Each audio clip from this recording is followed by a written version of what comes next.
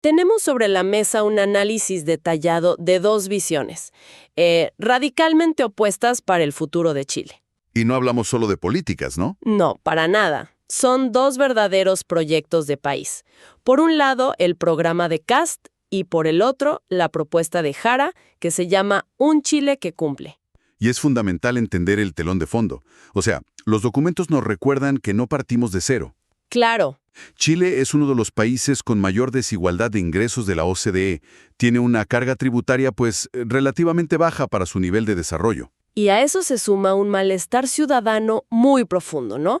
Por la calidad de los servicios, la seguridad. Exacto. Y cada propuesta es una respuesta distinta a ese mismo diagnóstico. Totalmente.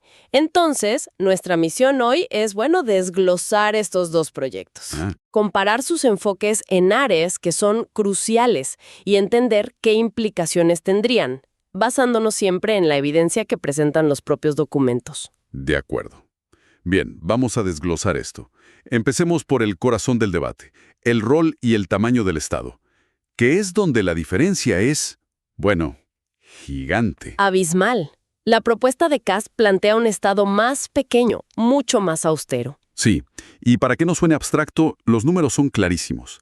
Un recorte del 10% en la dotación de personal público. 10%. Un 20% menos de gasto corriente y una baja de impuestos.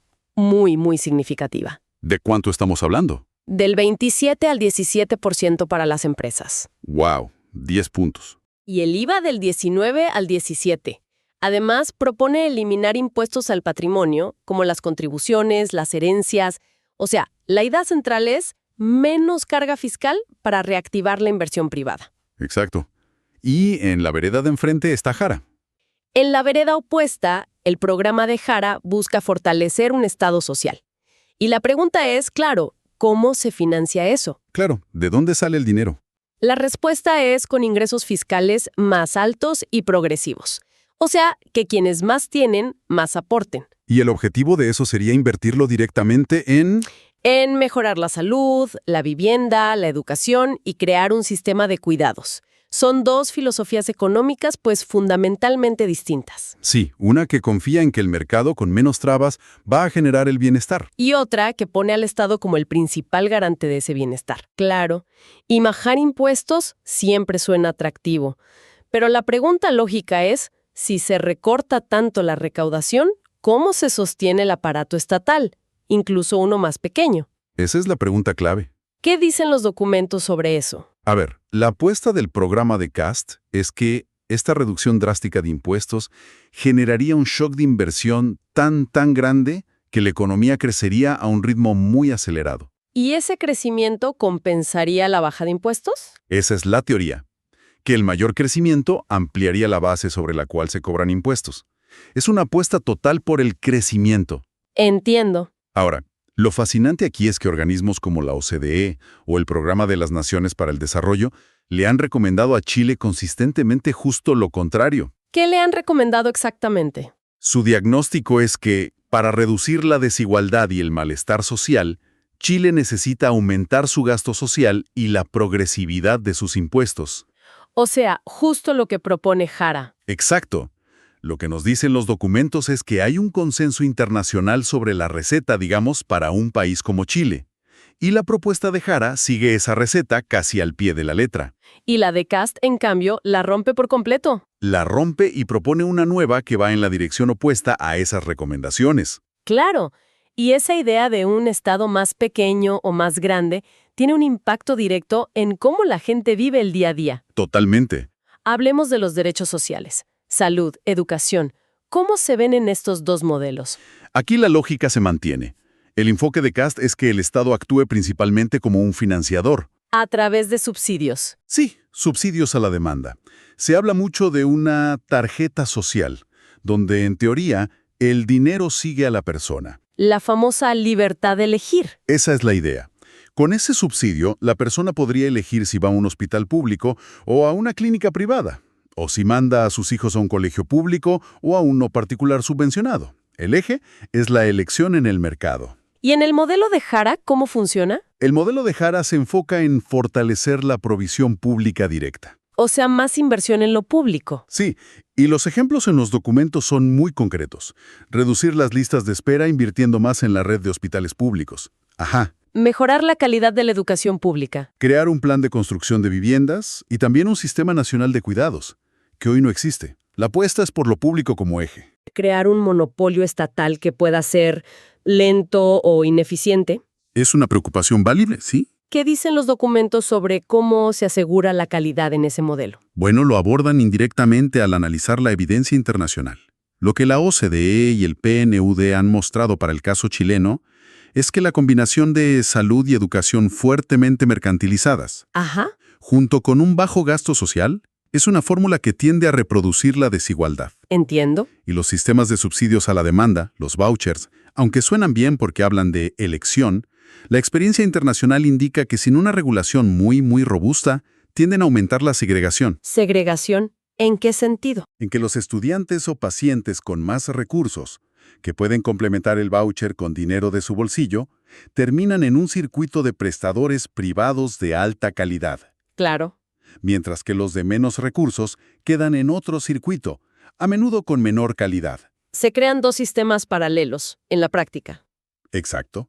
Por eso los países de la OCDE con mejores resultados en equidad y cohesión social suelen tener sistemas públicos robustos y universales. Entonces, el modelo de CAST podría beneficiar más a quienes ya tienen recursos para complementar ese subsidio. Esa es la conclusión del análisis. Entendido. Entonces, la disyuntiva no es solo entre público y privado, sino entre un modelo que prioriza la equidad a través de un sistema común y otro que prioriza la elección, aún con el riesgo de que eso aumente las brechas. Precisamente. Ahora, vayamos a un tema que está en el centro de todo: la seguridad. Uf, aquí es donde se pone realmente interesante porque los enfoques son opuestos, casi como el día y la noche. Totalmente. Por un lado, la propuesta de CAST se puede resumir en mano dura. Pero, ¿qué significa eso en la práctica más allá del eslogan? En la práctica significa varias cosas muy concretas. Primero, darle más atribuciones y respaldo a las policías y a las Fuerzas Armadas. Incluso para tareas de orden interno. Sí. Segundo, proponer penas más altas para una serie de delitos. Y tercero, algo muy significativo a nivel simbólico y político. ¿Qué cosa? Califica lo que pasó en el estallido social de 2019 directamente de terrorismo urbano. O sea, toda la energía está puesta en el control y el castigo. Toda. ¿Y Jara qué pone sobre la mesa? ¿Simplemente lo opuesto o es más complejo? Es más complejo.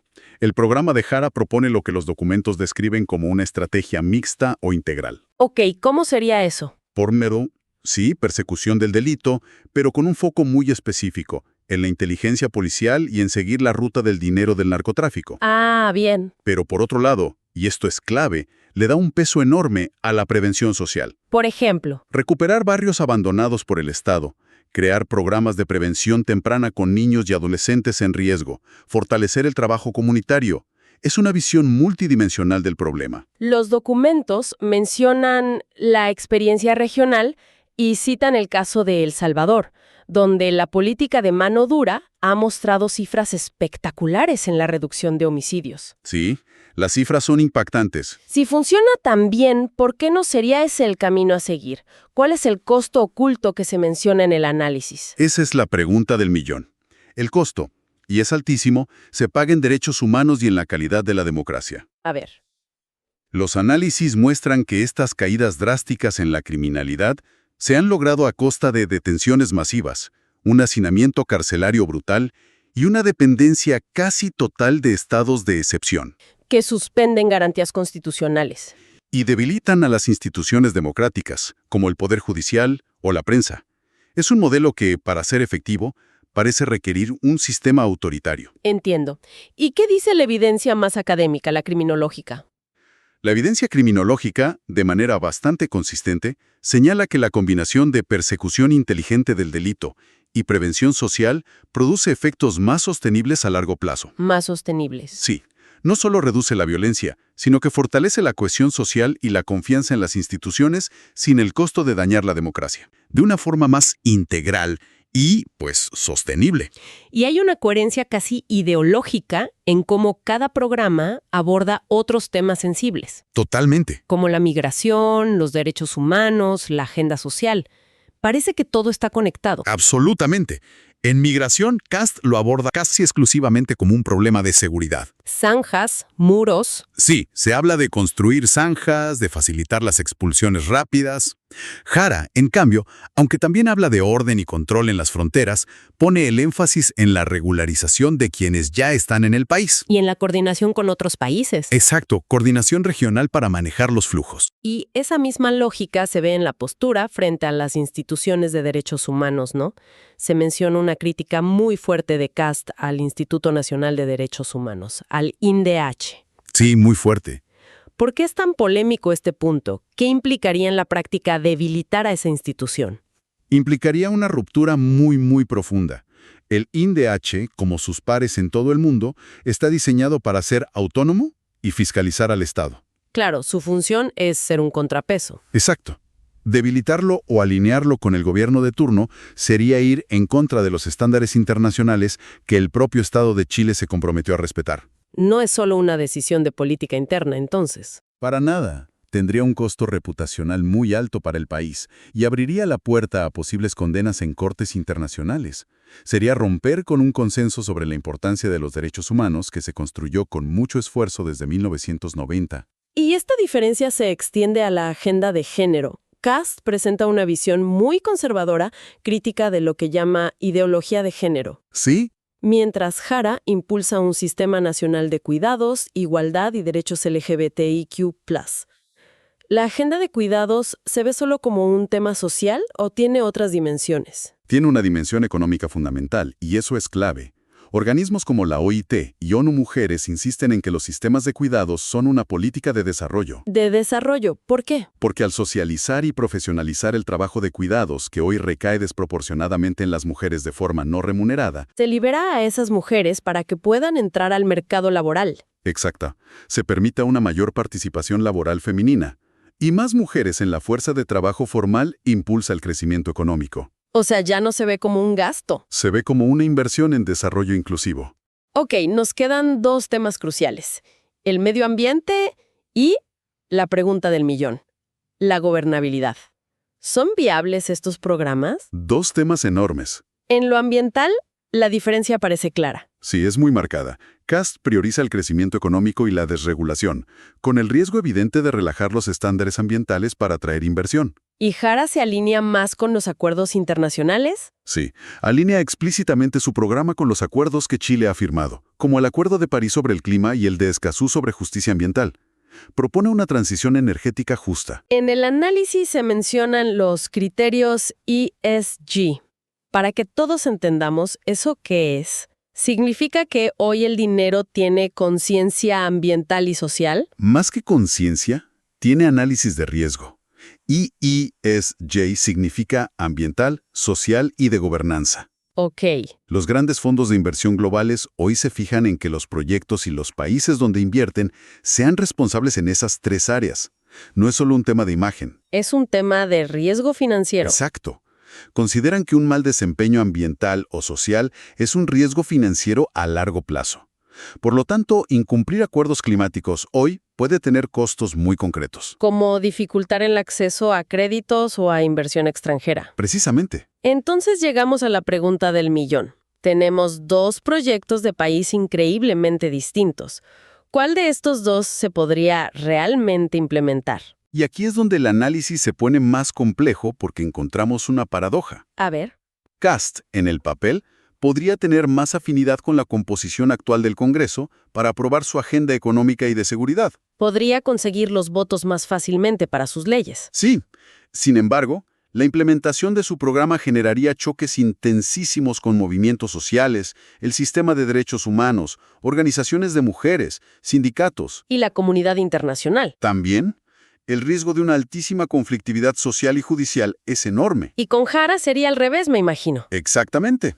Jara enfrentaría un Congreso mucho más adverso, donde la oposición tiene una fuerza considerable. Le sería muy difícil aprobar sus reformas clave. Especialmente la tributaria, que es el corazón de su programa. Pero, y este es el punto clave, la orientación general de su programa es más continuista. ¿Continuista con qué? Con los compromisos que el Estado chileno ya ha adquirido y con la idea de un Estado social que, con avances y retrocesos, se ha ido expandiendo. Entonces estamos hablando de dos tipos de gobernabilidad. Una cosa es tener los votos en el Parlamento.